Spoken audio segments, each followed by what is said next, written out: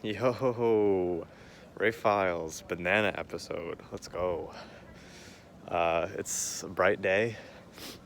It is the Tuesday before Thanksgiving, and I'm hyped because I'm going home. I'm saying that I'm gonna relax, but I don't think I will because I still have to do a lot of homework. I have 3 projects one of them is close to completion, my thesis. And then the other 2 are not close to completion. So, yeah, unfortunate. But, we're making our way downtown. At the end of the semester, I only have 1 final exam, so I'll just be slurping up those days with project work. You know how it is. Anyway, I wanted to mention, I just explained this to my girlfriend, but I figured my audience should also know about it, and I just was thinking about it for whatever reason, but it's about my favorite little Easter egg, if you will, in the story of Oedipus the King. And I'm sure most of you know it, but the story is Oedipus, as a baby, is exposed. He's left out to die by his parents because they get the prophecy that their son will kill the king Laius and marry the queen Jocasta. And they're like, well, that's terrible. We should kill this guy.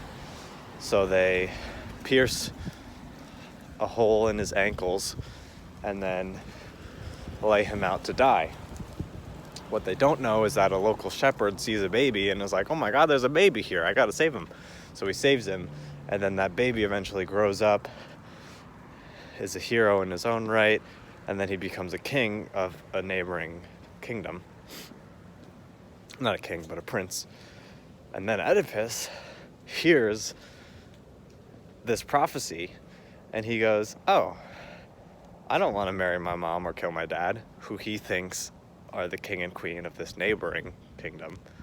So he's like, I'm just gonna run away, so I don't even get the chance. So then he runs away.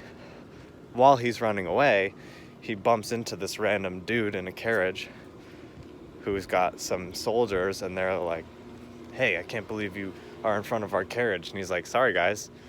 And then they attack him and he kills all of them.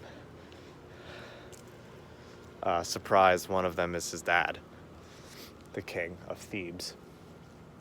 And then he's like, well, I guess I'll keep going on my journey. So he does.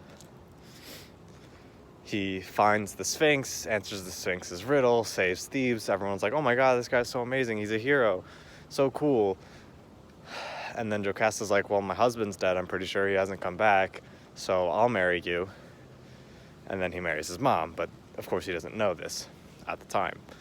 Years later, there's a famine going on and a plague going on in Thebes, and he's like, this sucks. I gotta save my people somehow. Everyone likes him. He's a good king, and he's like, okay, I gotta do whatever I can to save them. And the prophet says, okay, what you need to do in order to save your city is you have to find the person who killed the former king, Laius. And he was like, okay.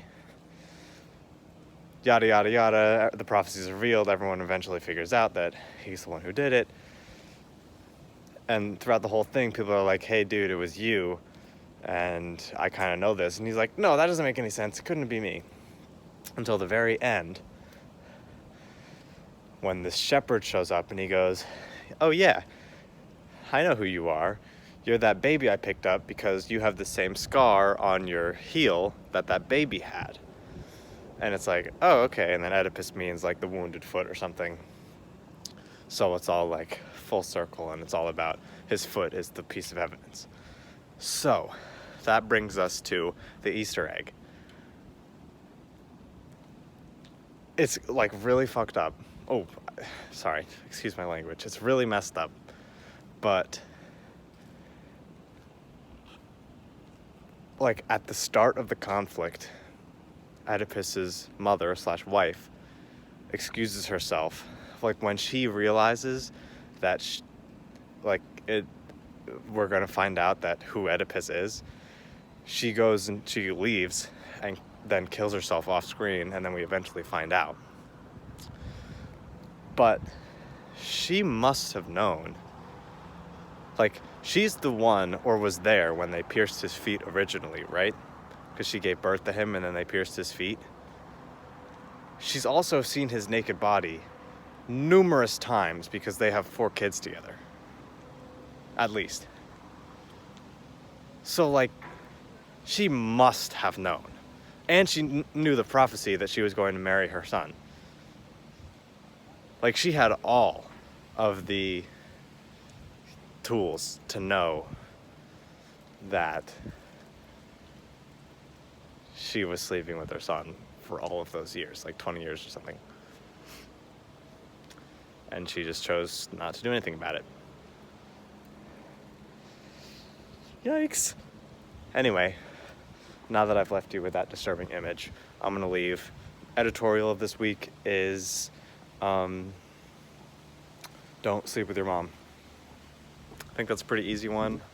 Everyone should follow that one, no problem. All right, see you next week.